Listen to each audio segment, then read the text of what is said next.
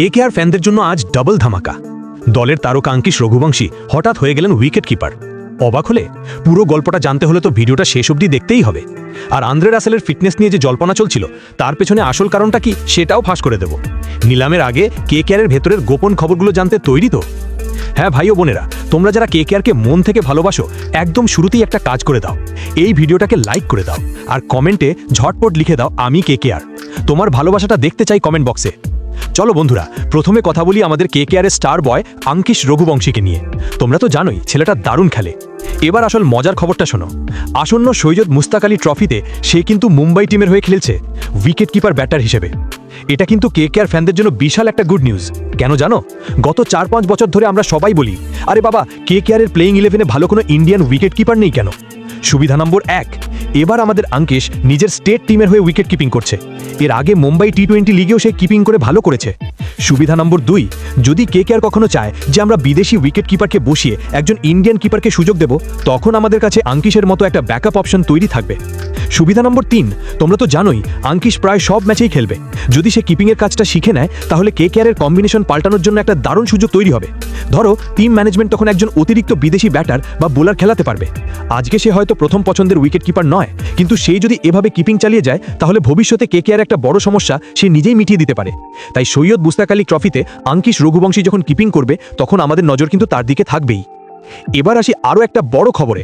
Syed Mustaq Ali trophy এটা শুরু হচ্ছে 26 তারিখ থেকে। আইপিএল ফ্যানদের জন্য আর বিশেষ করে কেকেআর ম্যানেজমেন্টের জন্য এই টুর্নামেন্টটা কিন্তু সোনার চেয়েও দামি। কেন? কারণ এটা হলো আমাদের দেশের টি20 ফরম্যাটের সেরা ঘরোয়া লিগ। এখানে যেসব প্লেয়াররা দারুণ পারফর্ম করে তাদের আইপিএলের নিলামে পিক হওয়ার চান্স 90% বেড়ে যায়। নতুন প্লেয়ার খুঁজতে হলে, তাদের পারফরমেন্স দেখতে হলে এর থেকে ভালো প্ল্যাটফর্ম আর হয় না। কেকেআরের নজর থাকবে বহু নতুন ট্যালেন্টের দিকে। আমাদের বর্তমান প্লেয়াররা এবং যারা আগে কেকেআরে খেলেছে তারাও এই লিগে খেলবে। তাদের বর্তমান ফর্ম কেমন সেটাও জানতে পারা যাবে। তাই 26 তারিখ থেকে এই খেলাগুলো দেখা আমাদের জন্য খুব জরুরি। কেকেআর ম্যানেজমেন্টের কর্মকর্তারা তো বটেই, এমনকি আমরা ফ্যানরাও অনেক নতুন হিরোকে এখানে খুঁজে নিতে পারি। নিলামের আগে প্লেয়ার খোঁজার কাজটা তো মুখের কথা নয়। কাদের দায়িত্বে আছে এই কঠিন কাজটা জানতে ইচ্ছা করছে তো? কেকেআরের জন্য বর্তমানে স্কাউটিং বা প্লেয়ার খোঁজা এবং ট্রায়াল বা পরীক্ষা নেওয়ার দায়িত্বে আছেন দুজন খুব গুরুত্বপূর্ণ মানুষ। বিজু জর্জ, এর কাঁধেই এখন কেকেআরের প্রধান স্কাউটের দায়িত্ব রয়েছে। গত সিজনের আগে তাকে নিয়োগ করা হয়েছে। সমস্ত প্লেয়ার বাছাইয়ের মূল দায়িত্বটা কিন্তু তিনিই সামলাচ্ছেন। ঈশাঙ্ক জাগ্গি, তোমাদের হয়তো মনে থাকবে তিনি একসময় কেকেআরে হয়ে খেলেছেনও। তিনিও বিজু জর্জের সাথে কাঁধে কাঁধ মিলিয়ে স্কাউটিং এবং ট্রায়াল কন্ডাক্ট করাচ্ছেন। এই দুজনই এখন সারা দেশের আনাচে কানাচে ঘুরে কেকেআরের জন্য নতুন নতুন রত্ন খুঁজে বের করার কাজে ব্যস্ত। এদের রিপোর্ট দেখেই নিলামের টেবিলে কেকেআর ঝাঁপাবে। এবার আসি সবচেয়ে বড় এবং সবচেয়ে আলোচিত বিষয়, আন্দ্রে রাসেল। যখন থেকে তাকে কেকেআর রিলিজ করেছে তখন থেকেই সবার মনে একটাই প্রশ্ন, কেন? যারা রাসেলকে কেকেআরে আবার দেখতে চাও তাদের জন্য এটা ভালো খবরও হতে পারে, আবার খারাপ খবরও হতে পারে। চলো ম্যাটারটা ফাঁস করি। রাসেল এখন খেলছে আবুধাবি টি10 লিগে। তার দল 4টে ম্যাচ খেলেছে আর তিনি 4টে ম্যাচেই খেলেছেন। কিন্তু আশ্চর্যের বিষয় হলো 4টে ম্যাচে তার ব্যাটিং করার সুযোগ এসেছে মাত্র 2বার। একবার 6 বলে 2 রান আর একবার 5 বলে 2 রান। আর বোলিং 4টে ম্যাচে সব মিলে তিনি মাত্র 1 ওভার বল করেছেন। এটা দেখে কিন্তু দুটো প্রশ্ন উঠছে। Fitness issue? তার কি কোনো ফিটনেস সমস্যা হচ্ছে? নইলে কেন 4টে ম্যাচের মধ্যে মাত্র 1 ওভার বল করলেন? ব্যাটিং আর তার পারফরমেন্স ভালো আসেনি। রিলিজের কারণ হতে পারে এই ফিটনেস আর ফর্মের সমস্যা দেখেই কেকেআর ম্যানেজমেন্টটাকে রিলিজ করার কঠিন সিদ্ধান্ত নিয়েছিল। তবে আমার ব্যক্তিগত ধারণা, এটা কিন্তু শুধু আমার ধারণা, কেকেআর যখন রাসেলকে রিলিজ করেছে তখন নিশ্চয়ই তাকে কানে কানে এই কথাটা বলে দিয়েছে যে আমরা তোমাকে রিলিজ করছি ঠিকই, কিন্তু নিলামে আমরা তোমাকে আবার কিনবই।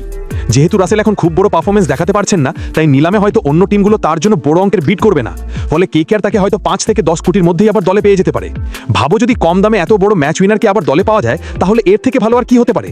এখন আবুধাবি টি10 লিগের আরও অনেক ম্যাচ বাকি আছে।